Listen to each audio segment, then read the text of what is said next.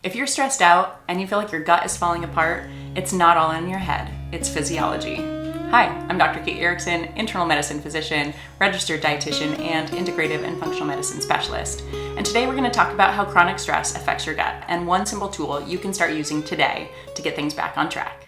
Most people think that chronic stress only affects their mood, but the reality is chronic stress can have huge implications on the gut as well. Chronic stress can alter the gut microbiome, can lead to intestinal inflammation, leaky gut, and intestinal permeability, as well as chronic GI symptoms like abdominal pain, gas, bloating, diarrhea, and constipation.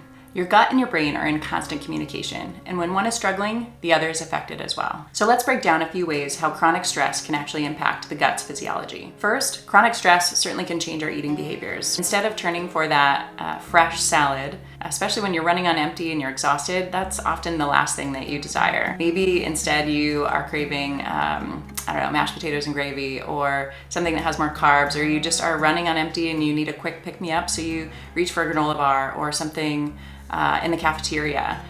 They're often foods that are higher in carbohydrates or sugar, and they're often lacking in those essential proteins and phytonutrients that our gut actually needs for optimal function. Our gut also needs adequate amount of fiber for optimal digestion and absorption of nutrients as well. When we're stressed, we often don't crave those fiber-rich foods. So first, just reflect on the level of stress that you've been under lately and how has that affected your dietary food choices. Think healthy proteins, phytonutrients, and fiber as optimal ingredients for a healthy gut. Chronic stress also shuns blood away from our GI tract to our vital organs, such as our brain, our heart, and our skeletal muscle. Thank goodness it does that when we're under acute stress. Say if you needed to run away or fend for your life, that shunting of blood is critical for survival. However, when we're under constant daily stress, that shunting of blood can actually wreak havoc on the health of the GI tract. So what happens when your gut is actually undernourished from a lack of blood flow? This can lead to three key things. 1, dysbiosis.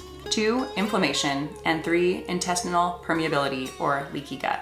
So what is dysbiosis? Everyone's talking about it, but what really is it? Dysbiosis refers to an imbalance in the gut microbiome. This could include an overgrowth of the bacteria that we normally have in our gut, leading to a condition such as small intestinal bacterial overgrowth. It could also lead to an overgrowth of yeast and fungus, which is a condition called small intestinal fungal overgrowth. Both of these conditions are associated oftentimes with gas, bloating, abdominal pain, brain fog, and other systemic symptoms. Chronic stress can also lead to inflammation within the lining of the gut. This can be in part due to the dysbiosis, or the imbalance of the healthy bacteria, but also chronic stress, through its shunting of blood away from the GI tract, leaves the GI tract vulnerable, so that opportunistic pathogens may arise. This itself can lead to inflammation along the lining of the gut, and inflammation at the lining where the brush border is can impair nutrient absorption. It can affect transit time, either too fast, too slow, leading to diarrhea or constipation. And it can also lead to all those unwanted abdominal symptoms such as gas, bloating, abdominal pain, and even food intolerance or food sensitivities. Ultimately, when you have dysbiosis and inflammation, this can often lead to a condition called intestinal permeability or leaky gut. So what is leaky gut? So normally each cell has a nice tight junction along the lining of the gut. When leaky gut happens, there becomes an opening of those junctions so that now foods and pathogens and inflammatory peptides and particles can cross through that junction and interact with the immune system. This is one of the reasons why you can often develop food sensitivities and autoimmunity. So intestinal permeability isn't just associated with GI symptoms. This is where we can often get some of those systemic symptoms as well. Chronic fatigue or brain fog or joint pains or skin rashes. That's because there's this deep connection between the gut and almost every other organ system in our body. The gut-skin connection, the gut-brain connection, the gut-adrenal connection. So when you're under constant stress, that actually raises many of your fight or flight chemicals such as cortisol, epinephrine, and norepinephrine. Under constant stress and high levels of cortisol, this actually wreaks havoc on the GI tract as well as other systems in the body. So one simple thing that you can start doing today in order to help lower your cortisol and decrease the impact of chronic stress on your gut is actually to slow down and eat intentionally.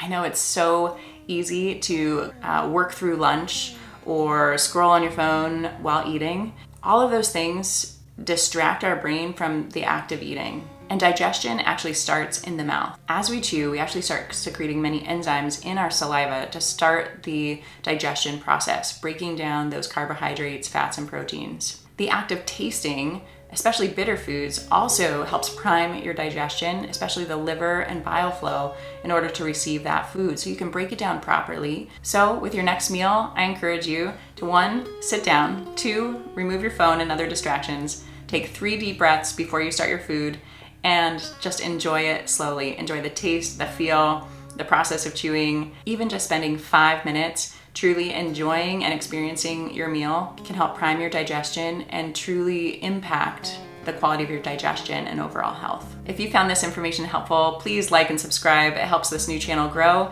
and helps encourage me to make more videos like this content if you've enjoyed it. If you have ideas for other videos that you'd like me to make in the future, please feel free to drop a comment in the section below. Again, I'm Dr. Kate. Thanks for watching.